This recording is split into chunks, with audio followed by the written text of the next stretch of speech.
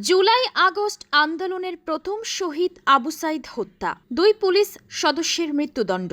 July August আন্দোলনের প্রথম শহীদ আবু সাইদ হত্যার দায়ে মানবতা বিরোধী অপরাধের মামলায় 2 পুলিশ সদস্যকে মৃত্যুদণ্ড দিয়েছেন ট্রাইব্যুনাল। এছাড়া বাকি 28 আসামিকে বিভিন্ন মেয়াদে কারাদণ্ড দেওয়া হয়েছে। বৃহস্পতিবার দুপুরে আন্তর্জাতিক অপরাধ ট্রাইব্যুনাল 2-এর চেয়ারম্যান বিচারপতি নজরুল ইসলাম চৌধুরীর নেতৃত্বাধীন 3 সদস্যের বিচারিক প্যানেলে এই রায় ঘোষণা করা হয়েছে।